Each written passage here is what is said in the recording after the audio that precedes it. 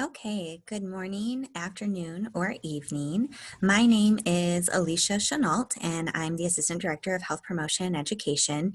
And today I'm going to take you through a presentation about alcohol and cannabis use, because these are two topics that have come up when we have been thinking about how folks may or may not be using substances while we are going through the COVID-19 pandemic and sheltering in place, and just generally with our routines changing and the folks that we are able to be around or not around. And so we thought it would be a good idea just to talk through some reminders of what safe use looks like and give some resources regarding substance use in general. As I said, my name is Alicia Chenault. I'm the Assistant Director of Health Promotion and Education. That's my email address if you would like to contact me by email. That's my office phone, which actually I am able to answer while we are away from campus. So please feel free to reach out if you need anything. Throughout this PowerPoint, we actually are going to use Poll Everywhere.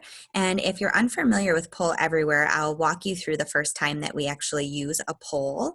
It does not matter when you are watching this presentation or when you are if it's recorded, if it's 10 days since it's been posted, the polls are live regardless of when you're seeing this presentation, and the responses remain anonymous. So while you're answering the poll, you're not going to be able to see your answer come up on the screen like we would if we were doing this in a live session with you. But what's great too is that those answers are still collected on our database where we keep all the answers to polls, and they're not connected to your phone number in any way. So I'm just going to see an aggregate, so a combination of all answers. It won't be traced back to you unless you provide your contact information. So I do ask one question that if you want to provide contact information, you can, but you certainly don't have to. Any poll that you answer, obviously, I'll have that data for it, not connected to you, but if you don't answer the polls as we go through, that's okay too. So the first poll that we're actually going to work on is the following.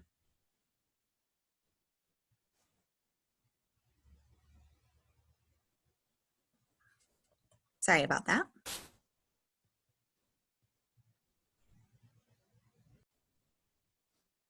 Okay, so now that our poll is up and running, I want you to answer the question, has your drinking or use of cannabis increased during COVID-19? If your alcohol consumption has increased, you're going to pick A. If cannabis has increased, you're going to choose B. If alcohol and cannabis has increased, you're going to choose C. If both have stayed the same or use for either has stayed the same, just hit D. And if you don't use either, you'll select E. The way that you do this is you can either go to this website and respond, or you can text to 37607. So right here, that's who you'd send the text to, and then send health promotion, all one word. And then you can just answer this poll and any remaining poll just by using the letters. So I'm going to stay on this slide just for a second so that if you want to answer polls as we go through, you can. And I want you to take a minute to set that up now. So again, you could go to this website, poll.ev.com/health promotion, and you can answer polls there. Or if you've got your phone in front of you, you can text to 37607. The first text that you'll send is health promotion. That's how you join the poll. And then you would text these letters depending on which is your answer. And as we go through the rest of the polls in this presentation, you'll only have to text the letters. So again, take a second to answer this question. Pause the video if you need a little bit more time, because I'm going to move to the next slide just to keep us going. Again, you're not going to see your answer come through because this isn't live right now, but it is collecting in our database.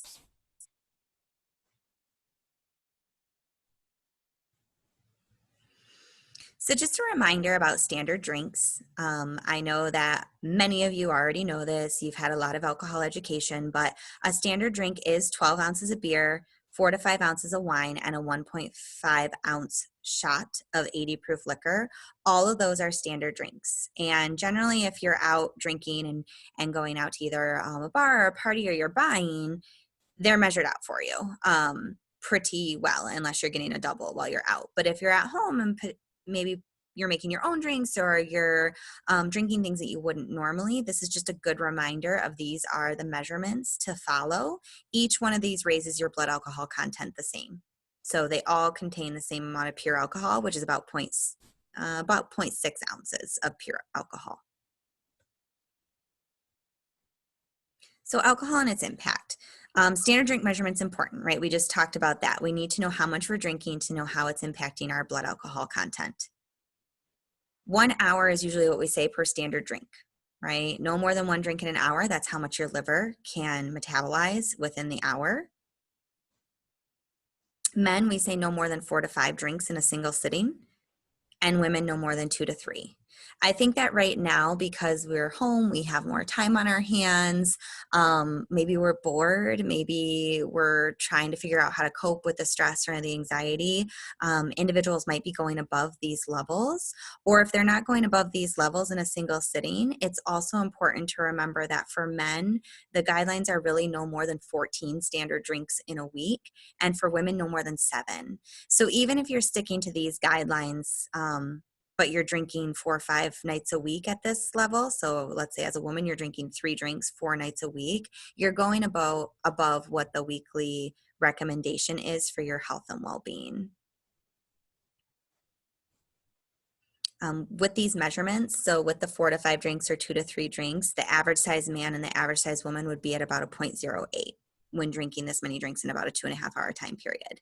And remember, right around a 0.08 or below is where we want to stay, because at this rate of BAC,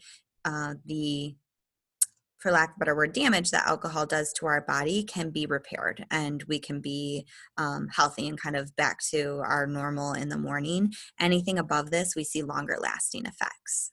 So just a good reminder. Why BAC is important, we kind of touched on a little, but I just wanted to put this chart up here to show when certain behavioral cues start to happen. So why we say to kind of stay in this 0.08 or below range is this is where the benefits that people want to feel from drinking alcohol happen. So that relaxation, just kind of that feeling a little more carefree and a little more at peace. About a 0.06 or lower is where someone should stay. That's generally the feeling people want to have. But as people continue to drink, that's when we start to see some of the high risk drinking, and we also see some of the different experiences that people don't actually want to have. So people don't want to lose control, and they don't want to feel sick, and they don't want to feel like their coordination is lost. And that really does start happening right around the 0.1 to kind of 0.2 range. After 0.2 is when we start seeing memory loss. So blackouts, we start seeing some severe impairment, and we also start seeing alcohol poisoning, really about 2 to 3 days at this point for our body to recover if we've reached a level that high. So just remember, if you're at home and there's no one really kind of keeping tabs on you or looking out, I know you're all awesome at looking out for each other when you're out together. Just try to remember those measurements of 2 to 3 drinks for women and 4 to 5 for men, and just go slow, right? Take your time, and we'll talk a little bit about kind of why we're using in just a couple slides. This is actually a pretty cool BAC calculator for iPhone. They also have these for Android as well, but I just thought I would show you an example in case this is something you're interested in doing, where you can actually calculate your own BAC. It's pretty accurate, actually, the results that it comes up with, but again, you shouldn't obviously use it to judge if you should drive or not, but it's just kind of a cool app to have on your phone. So I'll play the tutorial so you can see what it's all about.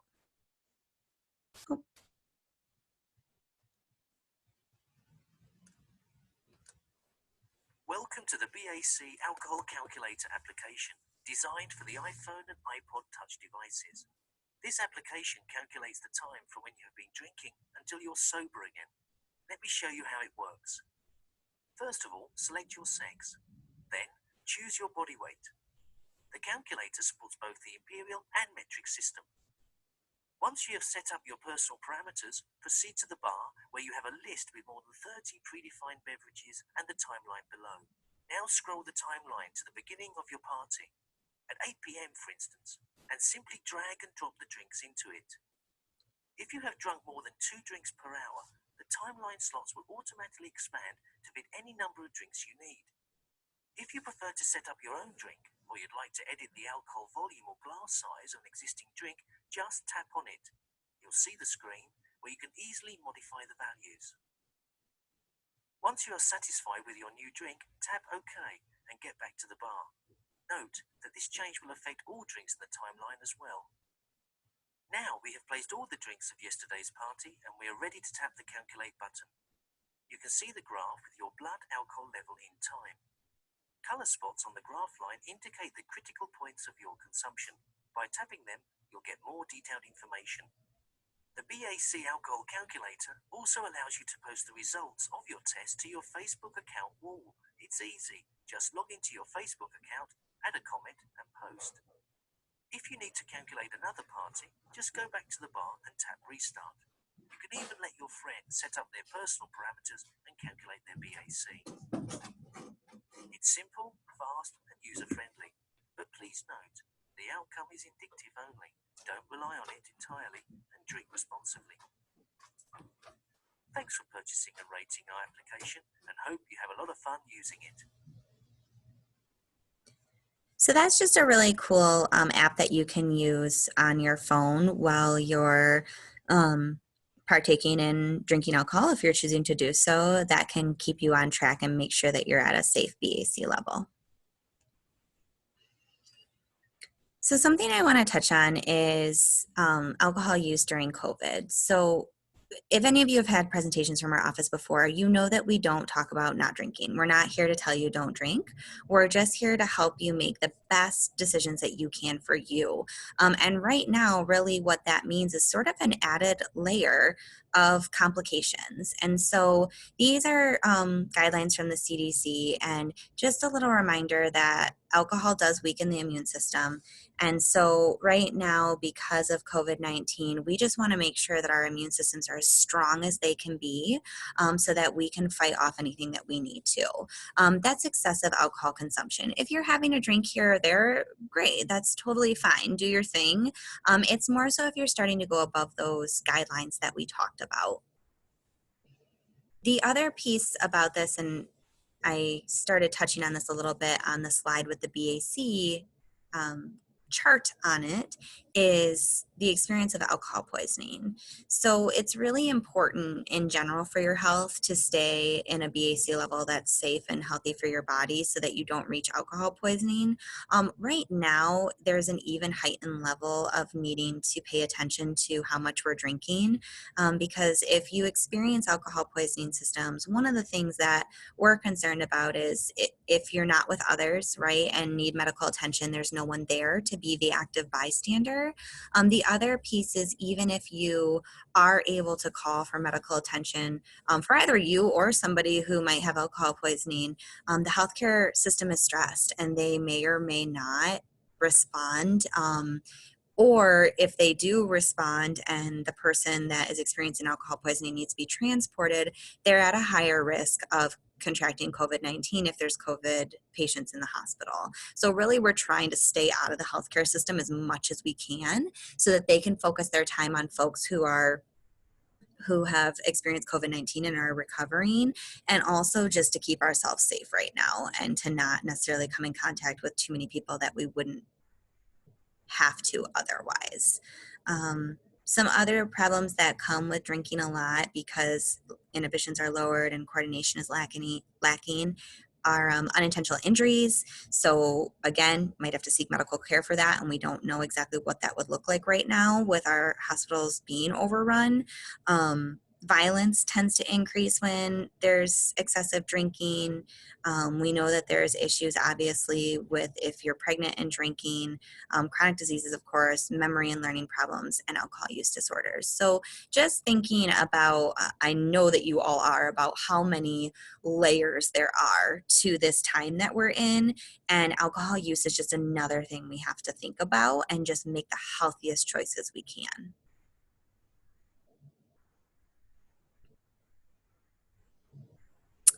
So we talked a lot about alcohol. Let's talk a little bit about cannabis. And you might be wondering why I call it cannabis. There actually is research out there around why cannabis started being called marijuana. And it's actually rooted in oppression of certain race and ethnic groups. And so I choose to call it cannabis. But we can think about it as, weed, marijuana, pot, however it is that, whatever it is that you call it, I'm going to refer to it as cannabis as we go through this presentation. So cannabis. There's basically, with alcohol, we drink it, right? That's the way that it's used. But cannabis can be used in multiple ways. So I broke it down on the left side to smoking or vaping, basically because this use of cannabis is inhaling it into your lungs. Okay, so it's inhaled into your lungs. It reaches your bloodstream within minutes. It's really quick. And we'll talk a little bit about the next two bullet points in just a second. If you jump over to the right side of the screen, edibles are another way that a lot of folks have chosen to participate in cannabis use, especially in states where it's legal, which in Michigan, it is legal to use cannabis here. So edibles are food products that are infused with cannabis. And doesn't mean just like throwing the buds in, right? That's not how they're produced. They're usually produced by creating a butter with THC, and then baked into whatever the food product is, or infused if it's a gummy. The way the edibles work are they're actually absorbed through your liver. So your liver processes anything that is a foreign substance. So that includes alcohol, cannabis, any type of drug. So from illegal drugs all the way to ibuprofen, right? Your liver actually takes everything out of your body that isn't food and water, essentially. So it doesn't have a nutrient content to it.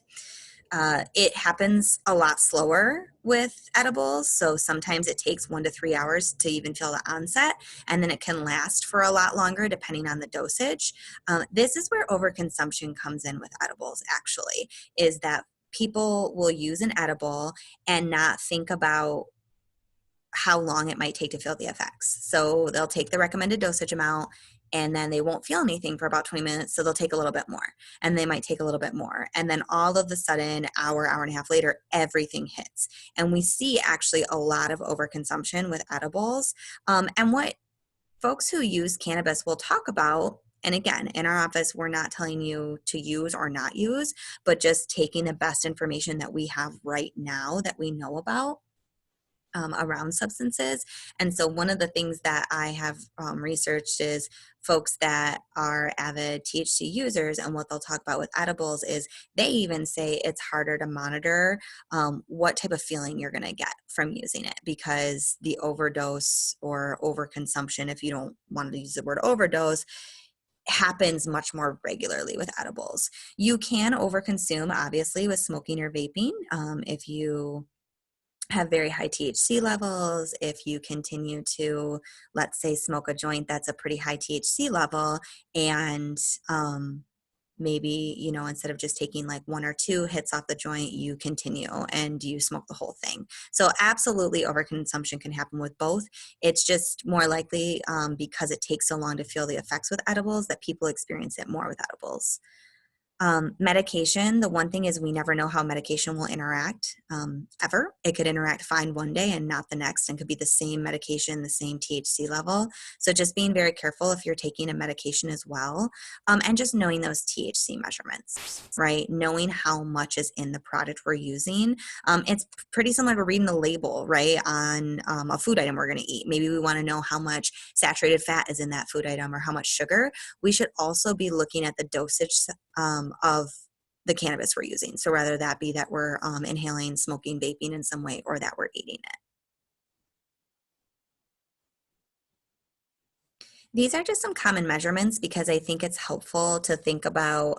We hear things like, oh, a gram or an eighth or an ounce or whatever, and we don't think actually about how much that is because our mind kind of gets tricked with weight, like how heavy something is. But you can see on the screen here, so a gram of cannabis is about the size of a single grape, okay? An ounce is about the size of a coconut. That seems like a lot, right? Because you're like, no, a coconut, I mean, that's so heavy, but weight doesn't really matter. It's more bulk size. So just thinking about that. And one thing that I want you to think about is when being sold edibles specifically. So even if you're buying from a distributor, let's say that you have kind of an average size brownie. So you've got a brownie that's like, I don't know, 4 inches by 4 inches, let's say. Usually in one of those brownies, there's 100 to 200 milligrams of THC. And most research out there and most, not even just research, but um, sites that sell cannabis recreationally say that for kind of a beginner user or someone that wants kind of that relaxation effect, they want to just kind of feel chill when using, should only use about 5 milligrams. So think about that 4 inch by 4 inch brownie, right? And if there's 100 milligrams in there and you really only should use 5, right? That means that there's 20 servings in there. So I don't think people often think when you see a brownie, right, you eat the whole thing. That's just kind of a normal thing to do. But really paying attention to measurement if you're choosing to use cannabis and if you're using edibles specifically. So again, just another thing that we need to think about, right, when we're making decisions about our health and what we can be doing.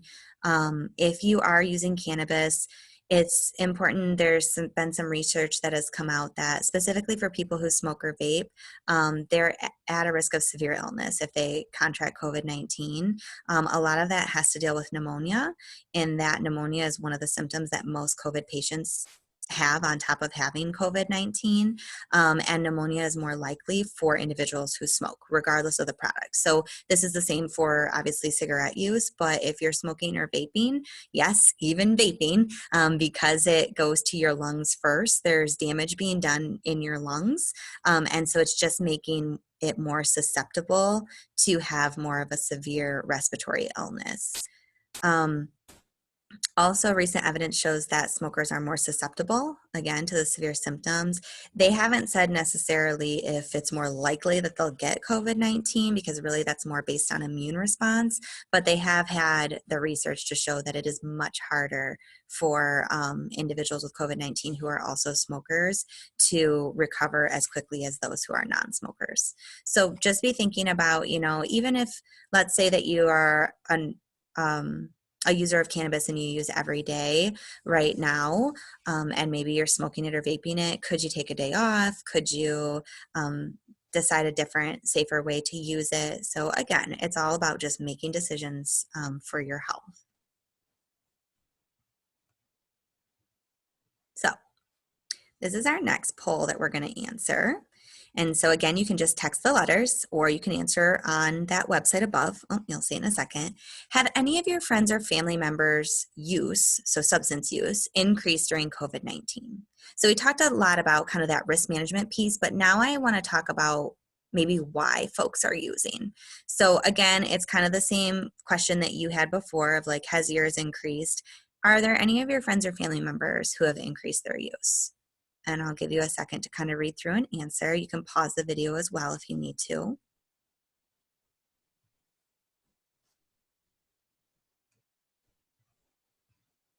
Okay.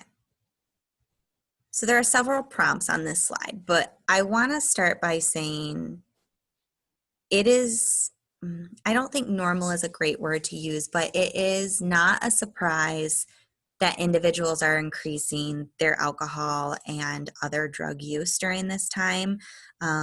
Alcohol and other drugs are ways that people feel that they can cope when they're stressed, when they're anxious, when they're worried, when there are just unknowns. I hear it a lot when in talking to people of, I had a really stressful day, I need a drink, or oh, I just can't deal anymore, I'm going to get high tonight. And while those statements concern me, of course, I think it's important that we really do take a real look, right? And we don't necessarily judge ourselves or blame ourselves. We are in a really unprecedented time right now, and nobody, I think, knows how they would handle something like this until they're in it, and what decisions they're making. And I think it's really easy for us to start making decisions that are outside of our norm because we're not held to the same routine. We're not held maybe to the same responsibilities that we had before, whether that be jobs or school. Or maybe we have more responsibility now. Maybe we're taking care of someone. Maybe someone is depending on our income. So we do have to go out there and keep working. And coping with substance use or substances goes back as far as human beings go. I mean, and using something to try to escape. And so I want you to think honestly about these. Obviously, no one is going to know the answers to these questions, but really ask yourself, are you drinking alcohol or using cannabis daily? Right? And if you are, what are those measurements? How much are you using? Am I using because I feel sad or worried or anxious, and it's the only time that I feel better? Am I using at a level that impairs my judgment, makes it hard for me to do daily tasks, or results in feeling not well the next day? Have others noted how much I'm using? Right? We might not be interacting in person, but we certainly are interacting virtually, and you can see a lot of things virtually in someone. And so are others saying anything about that use while they're video chatting? Do I try to hide my use from others? So do you keep a drink on the side, but you don't want others to see that you're drinking it? Do you live with others and you drink when they're maybe out of the house or they're in another room because you don't want them to know you're using? Do you plan your day around when you get to drink or use? Meaning, do you kind of plan out what you have to get done in order to have your first drink of the day? Um, And do you notice yourself getting worried about running out of alcohol or cannabis? So is that a real fear of what do I do if I don't have any left? So if the answer is yes to one or more of these, then your use might be becoming a little bit high risk. And again, we can make changes every day. We can choose a different day every day that we wake up. And so thinking about what you might have said yes to and the why. Is it because you're bored? Is it because you're anxious? Is it because you're sad? Is it because you're mad? Is it because other people are doing it? Is it because you just feel like there's not really purpose in a day to like do anything else right now? None of these reasons are wrong, and you are valid in feeling whatever it is that you're feeling. But I hopefully want to give you some different things that you can do to manage whatever reason it is that maybe use is becoming high risk. So this is just a gauge. Again, nobody is going to see your name connected to this. So based on the previous slide's prompts, is your use becoming high risk? If the answer is yes, choose A, and if the answer is no, choose B.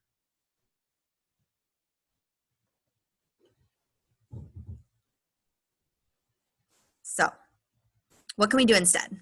Right? How do we keep ourselves busy? How do we not even just keep ourselves busy, but manage some of those other really real, raw emotions we're feeling without using a substance? So, some of the things, this is honestly just from experience alone, the things that I've been doing to try to keep some normalcy in life and to really focus on my well-being. So drinking and use aside, right? Just focusing on well-being.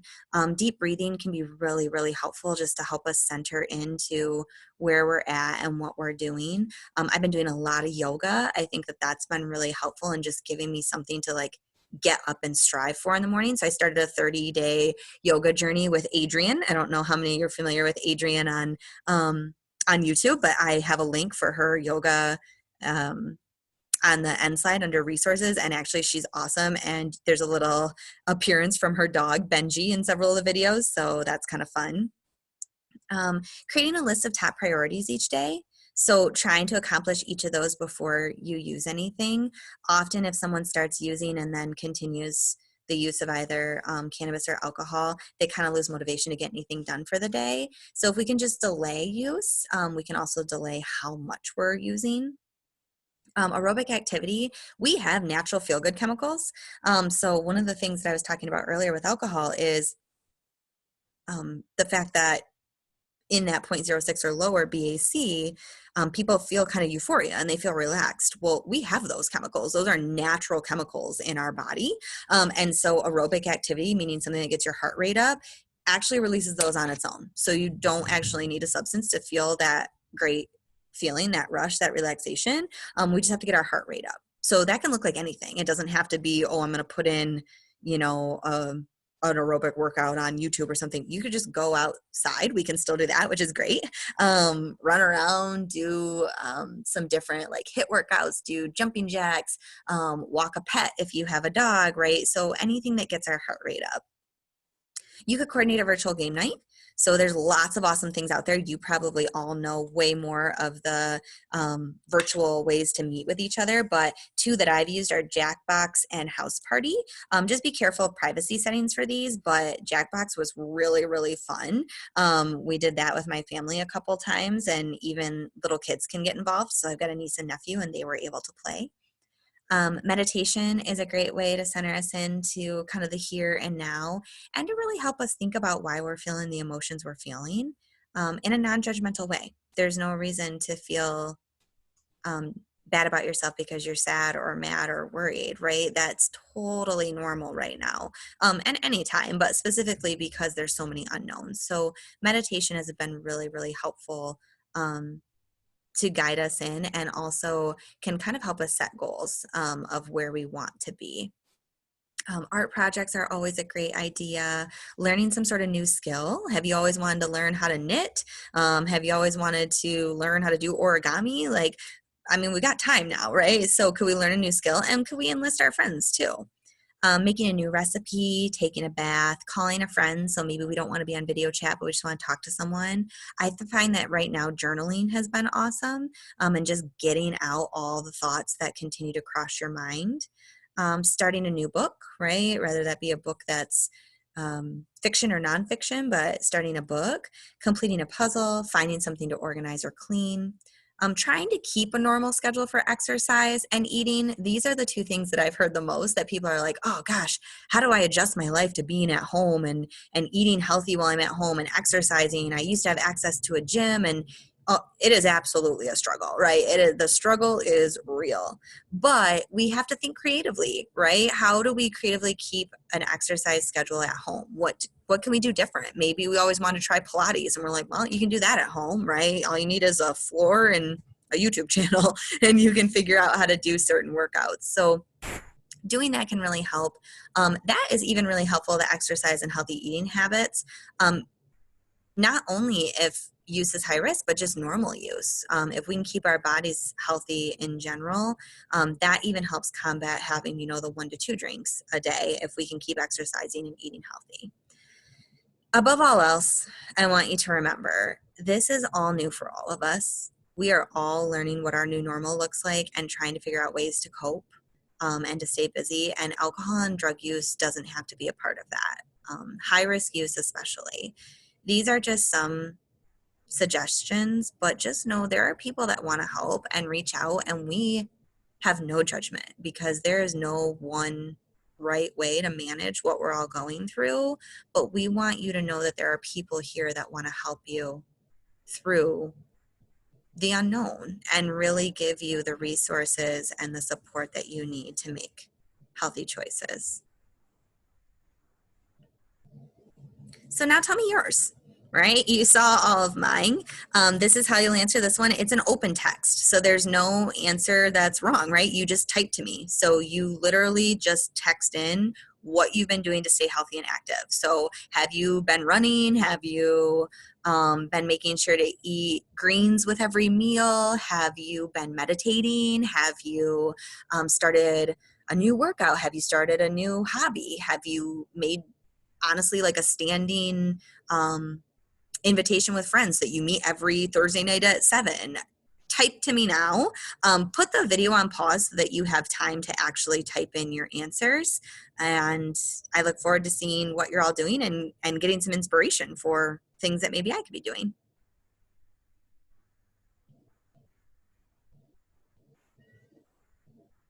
This next question asks, what information or resources could we provide you to help you make healthier decisions regarding your use?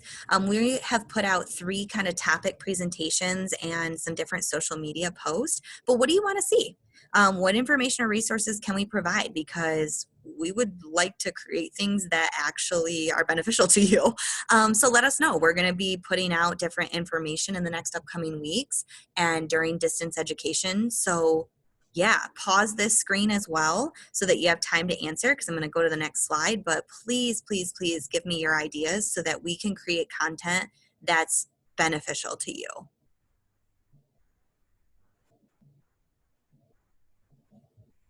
So this is the only question that obviously I will know who you are if you answer it. So I just want to say that.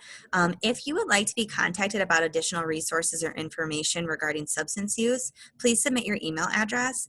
The only staff that are going to see this is health promotion education staff. So that includes me and potentially the director, Carrie Robertson. But if you want information that's more in depth about substance use or resources related to substance use, please shoot me your email. I'm happy to reach out to you and kind of just see where you're at and see what you're wanting and then get it to you. So we're here to support you. We are still here for you, even though we are not all together on campus.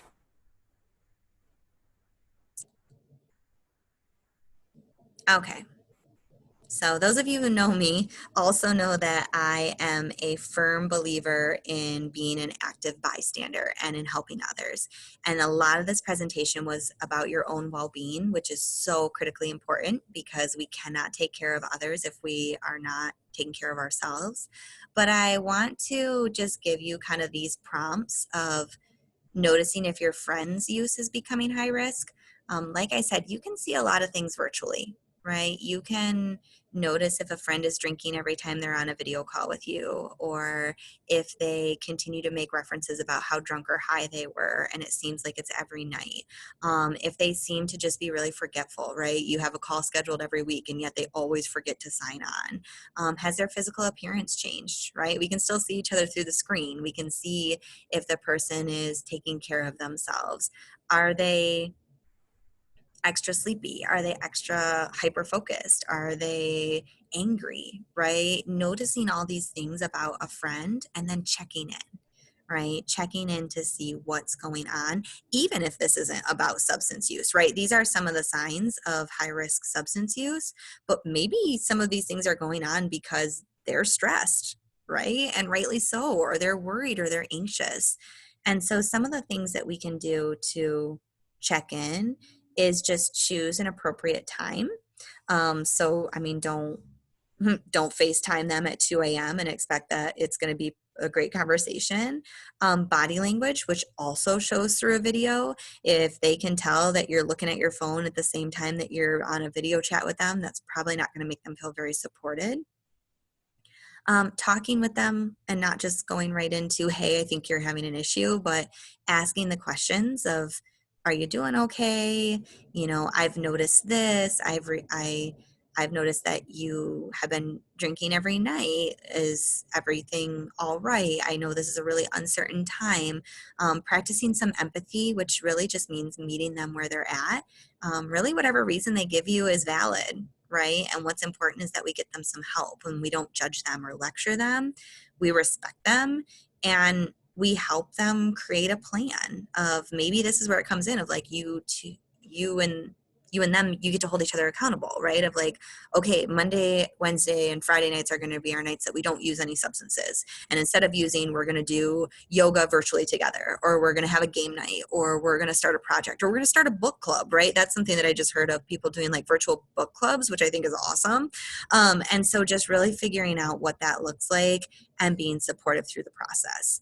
And knowing, just like for you and the resources that exist, we are here to help any friend, family member, acquaintance. I mean, anyone that you really notice needs some help, we are here to support. Here's some cool resources. So the first couple are actually pretty good websites for more information on substance use. I know you cannot click them in this video, so I'm going to include them in the description box below so that you can access any of these links that you would like. Health promotion and education is keeping up to date on our YouTube channel. So we are posting short videos, long videos like this one, 30-second snippets of different information. So keep visiting our YouTube video because we're going to be uploading a lot of content there pretty regularly. You also can go to our website. We've got resources on our website. Campus Recreation, they've been doing a lot of really cool physical activity like virtual workouts. So that's a great place to visit as well. Syndicuse Health Center, so they are still there and working, and they are doing telehealth. So you can actually meet with doctors and counselors virtually through Syndicuse. This is Yoga with Adrienne that I talked about. I love her. She's my favorite online yoga instructor. So if you're interested in doing a yoga journey. And then this was what I said I have played before is Jackbox games. Super fun. So check it out. Again, I know you can't click it on this video, but I will include the links in the description box below. That is the end of this presentation. I thank you so much for watching it and for participating in the polls. I'll reach out if you sent your email in the last poll. And if you have any questions or thoughts or concerns, reach out to me. That's my email address. Again, I'm still able to answer my office phone and want to hear from you all. To me, it doesn't matter if we are 5 feet away from each other or 500 miles. I am here to support you. I care about you. I want you to be able to make the best healthy decisions for you and for your situation. And I want you to know that there are people here who want to help. So please, please, please know that although we are in shelter in place and we are feeling isolated, there are a lot of awesome ways we can reach out to each other and that you don't have to be alone. So please, please, if you need anything, get a hold of us. And I look forward to seeing you all when we get back to campus or virtually if you decide to connect with us that way. Thank you so much. Please let us know if there's anything we can do. Be safe, be healthy, and we'll talk soon.